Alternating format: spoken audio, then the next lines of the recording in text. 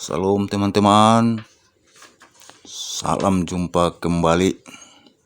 Kali ini kita berduka atas meninggalnya Paus Fransiskus yang berada di Vatikan, Italia. Khususnya umat Kristen dan termasuk lebih terkhusus umat Katolik di dunia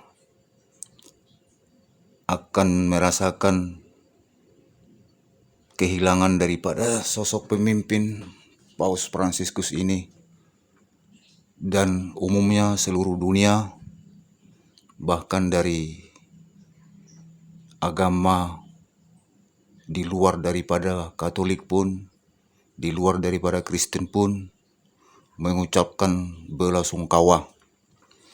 Di mana kita lihat contohnya di Indonesia, pimpinan daripada Nahdlatul Ulama, mereka mengadakan upacara khusus penghargaan wafatnya sang pemimpin gereja Katolik itu. Ketua daripada Nahdlatul Ulama ini telah memberikan belasungkawa yang sedalam-dalamnya atas kepergian daripada sang Paus Fransiskus ini, yang dia pergi telah berumur 88 tahun. Mereka ataupun daripada pemimpin-pemimpin gereja ataupun pemimpin-pemimpin yang ada di Vatikan tidak menyangka bahwa sang Paus Fransiskus ini akan pergi untuk selamanya. Karena hari Minggu itu dia masih tegar melakukan upacara dan pemberkatan di depan Santo Belasika. Mereka dan banyak orang yang datang, bahkan sampai puluhan ribu orang, bahkan ratusan ribu orang di depan Santo Basilika itu.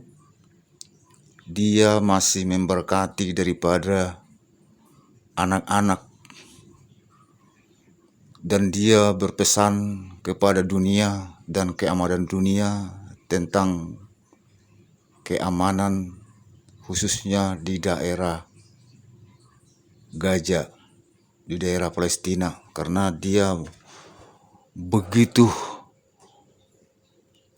tersentuh hati dan jiwanya melihat orang-orang di Palestina itu, khususnya daripada gereja-gereja ataupun umat Kristen yang begitu sengsara karena perang. Jadi dia pada hari Minggu kemarin masih memberikan ucapan-ucapan semoga terjadi kedamaian, dan dia berharap bahwa peperangan akan berakhir dan kedamaian tercipta di daerah Palestina. Akan tetapi orang-orang yang di Vatikan itu tidak menduga bahwa itulah pesannya terakhir. Bahkan besoknya, yaitu hari Senin pagi, dia telah tiada untuk selama-lamanya. Dan mungkin almarhum akan dikebumikan setelah 3 hari, dan masa bergabung di Vatikan akan diadakan 9 hari. Habis itu baru terjadi pemilihan daripada uskup yang baru. Mungkin setelah sudah dibuat atau dilakukan konklab.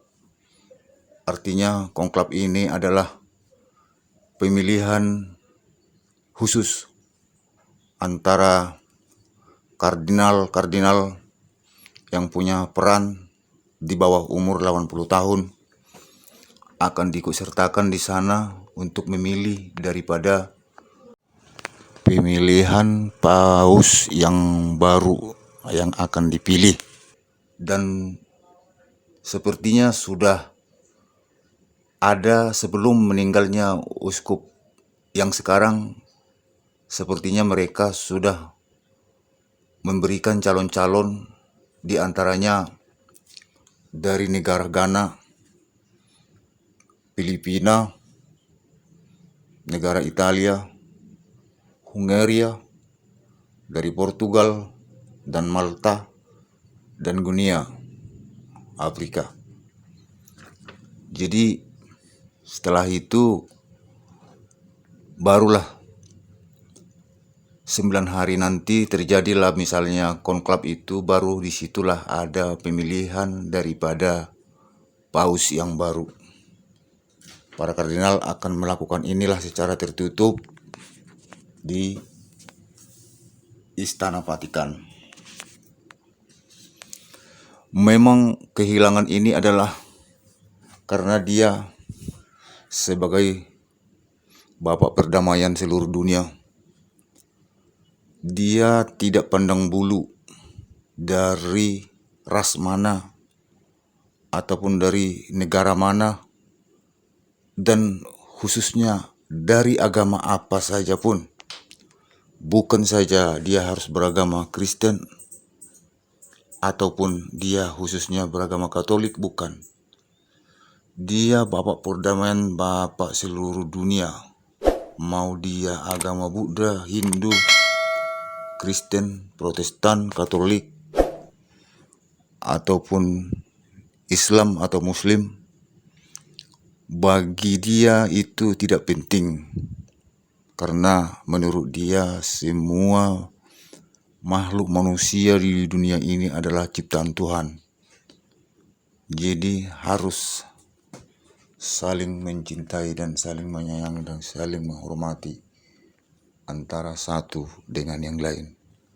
Mungkin begitulah dia punya pemikiran dalam hati dia. Itulah yang terbenak di dalam pemikirannya. Jadi tidak ada di sini sekat-sekat bahwasanya bahwa dari salah satu agama ataupun agama lain dia tidak penting, agama ini tidak perlu. Itu bukan seperti itu sama dia. Pokoknya asal namanya manusia yang hidup ciptaan Tuhan, itu pasti dirangkul dia. Makanya seluruh dunia, baik dari agama mana saja pun, mengenal dia dengan Bapak perdamaian. Dan semoga saja dia akan berada di sisinya. Akan tetapi masih banyak lagi memang pesan-pesan dia yang mau diinginkan dia sebelum dia pergi. Artinya sebelum dia wafat, sebelum dia meninggal, maunya dia lihat dulu ada kedamaian dan perdamaian di dunia ini, dan orang-orang yang terpinggirkan itu, yang termarginalkan, sepertinya dia akan melihat dulu sebelum kepergiannya ini akan menjadi orang-orang yang bisa dipandang begitu. Jangan terlalu dihinakan. Tetapi bukanlah kehendak dia, tapi kehendak Tuhan yang menentukan semuanya. Itulah sekedar daripada informasi tentang peninggalnya Paus Fransiskus, pimpinan Gereja Katolik seluruh dunia. Dia setelah melakukan pengobatan di rumah sakit selama 2 bulan, dan dia pulang ke istananya hanya 2 minggu. Setelah itu dia kelihatan agak sehat, dan sebentar-sebentar dia melakukan ibadah dengan jemaat, akan tetapi fisik dan kekuatannya pun tidak memungkinkan lagi.